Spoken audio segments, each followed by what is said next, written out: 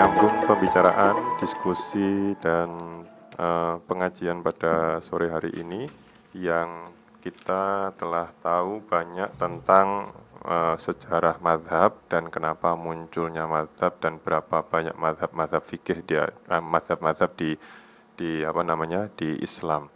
Kemudian seringkali kita mendengar bahwa ada saudara-saudara kita yang mengatakan bahwa bermazhab itu adalah pekerjaan yang bid'ah, sesuatu yang baru yang tidak dilakukan di zamannya Rasulullah SAW. Mereka kemudian mengatakan apa saja yang kemudian tidak cocok terhadap pendapat mereka, mengatakan bahwa itu bid'ah, tidak dilakukan di zamannya Rasulullah SAW. Dan semua bid'ah itu adalah dolalah, semua bid'ah itu adalah tersesat. Dan ketika seseorang itu tersesat, maka dia akan masuk neraka. Itu premis-premis atau dakwaan-dakwaan yang mereka susun. Selalu saja ketika mereka tidak ada orang yang tidak cocok terhadap pendapat mereka, mereka selalu mengatakan seperti itu bid'ah, dan bid'ah itu dolalah, dan setiap dolalah itu pasti masuk neraka.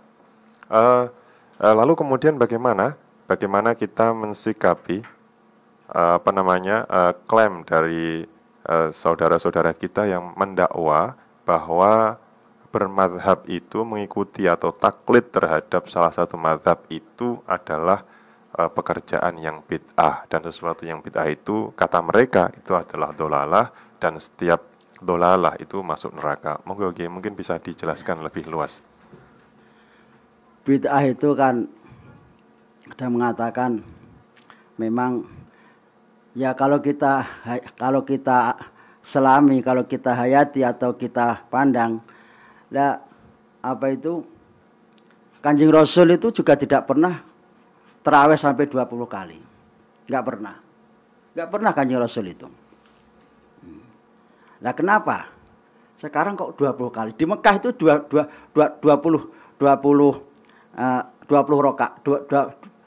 rakaat.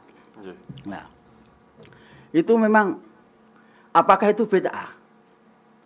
Kanjeng Nabi enggak pernah. Kanjeng Nabi itu hanya qiyamul lail 8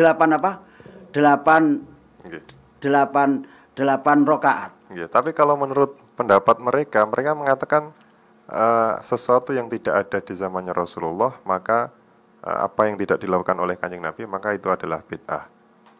Kullu muhdatsatin bid'atun. Itu kulun bukan bermakna kuliah.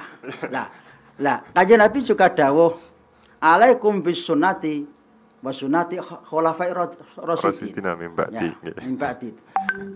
20 itu muncul dari Sayyidina Utsman.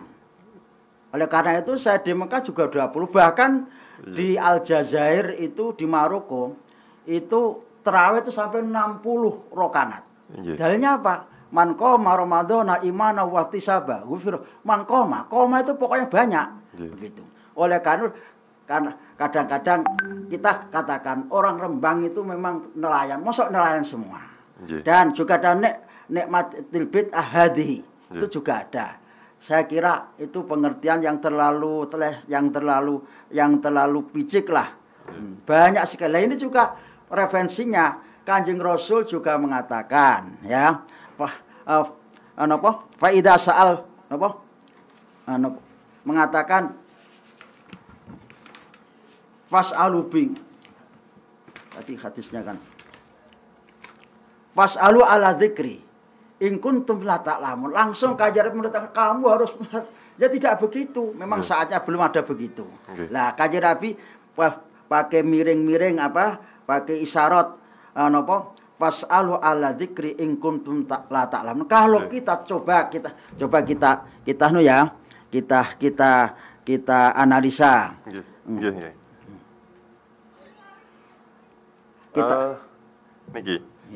Bahwa beberapa ulama kemudian menggolongkan bahwa bid'ah itu memang ada dua, seperti bid'ahnya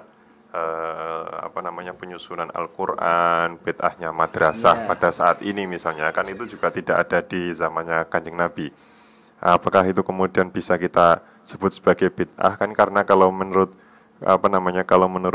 menurut mereka maksudnya yang sering membid'ahkan itu kan pokoknya tidak ada di zamannya Kanjeng Nabi. Bahkan pakaian kalau misalkan tidak ada di zamannya Kanjeng Nabi itu juga sebuah pakaian yang bid'ah, kata mereka seperti itu.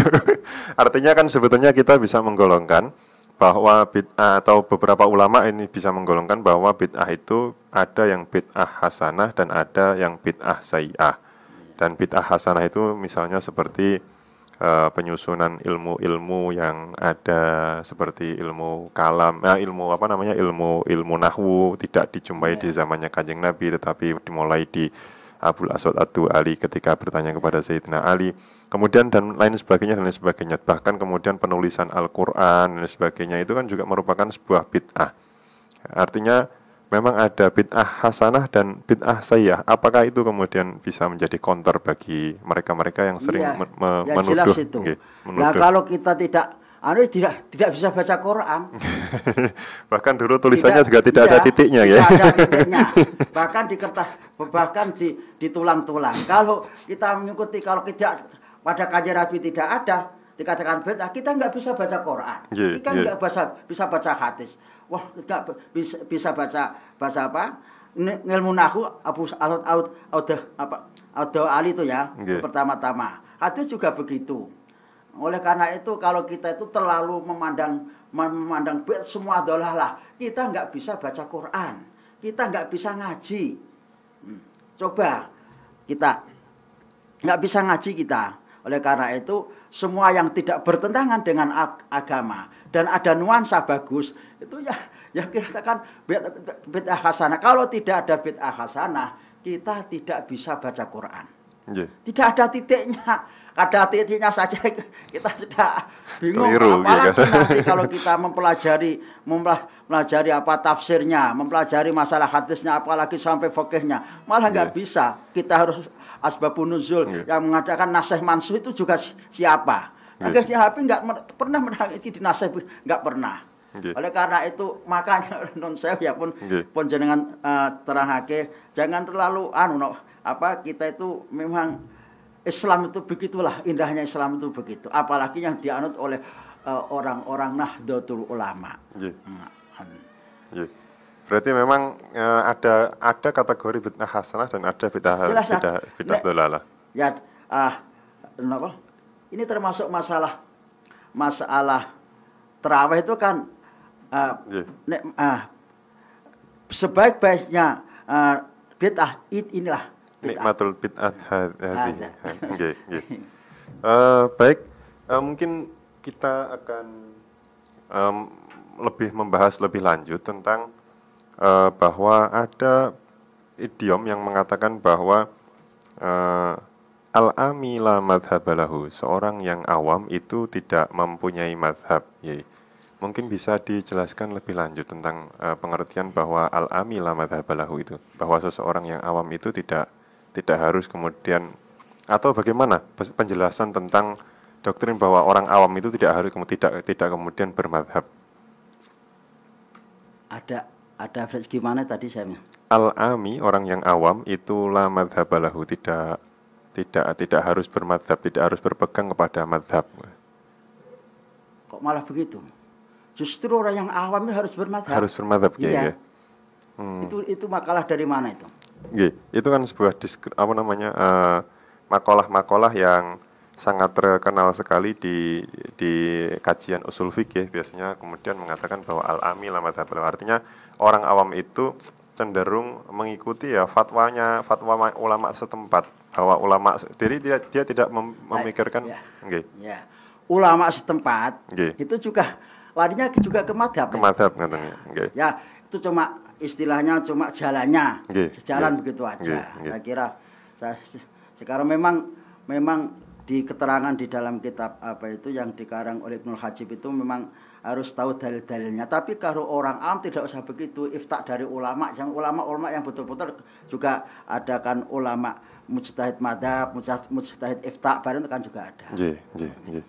Jadi memang bagi orang awam ini justru mereka malah justru lebih ditekankan untuk mengikuti madhab dan madhab yang memang memang yang sudah diakui oleh Nahdlatul Jamiyah Nahdlatul Ulama ini adalah mazhab 4 yang tadi sudah disebutkan, itu mazhabnya Imam Abu Hanifah, mazhabnya Imam Malik, kemudian mazhabnya Imam Syafi'i, kemudian mazhabnya Imam Ahmad bin Hambal. Para pendengar yang berbahagia, ini Ibnu Hajar Al-Haytami ini. Dalam kitab bi anna taqlid bil madhab iku bi anna taqlid muta'ayyanun lil a'immatil arba'ah. Bahkan Ibnu Hajar, bahkan saya baca di Ibnu Hajib itu mengatakan bahwa mutaakhirin itu mewajibkan madhab 4. Ini Ibnu Hajar bi anna taqlid bil madhab muta'ayyanun lil a'immatil arba'ah. Wa qala li anna madhabah li anna madhahibahum intasarat hatta dhahara taqyidun yatul mutlaqiha wa tahsis wa ammiha bi khilafi ghairihim. Kenapa madhab 4 itu kan sudah tersiar kemana-mana, bahkan teliti betul. Ini yang amanah, yang khosmana, bahkan pengikutnya itu sampai sekarang. Nah, oleh ulama-ulama mutakhirin termasuk As-Subki, termasuk Ibnu Hajar Al-Haytami mewajibkan 4 madhab itu. Berarti ulama-ulama mutakhirin justru mewajibkan bahwa setiap orang, terutama orang-orang yang awam ini, untuk berpegang teguh kepada salah satu madhab yang sudah muktabar tentu saja. Ada berarti sudah disebutkan bahwa ada beberapa madhab-madhab lain yang tidak muktabar. Karena apa? Karena bukan karena isi madhabnya, bukan, tetapi karena proses tadwinnya, kemudian muridnya, kemudian pengikutnya, betul. Itu yang apa namanya, yang masih cacat atau masih kurang. Jadi kalau yang 4 ini kan sampai sekarang proses sampai kepada kita ini masih bisa dipertanggungjawabkan mazhab 4 niki nggih. Alhamdulillah di samping itu kan juga delalah kersane Allah Ta'ala itu banyak sekali pengikutnya. Di situ kan alaikum ittabi'u bisawatil adam. Dan 4 ini mayoritas.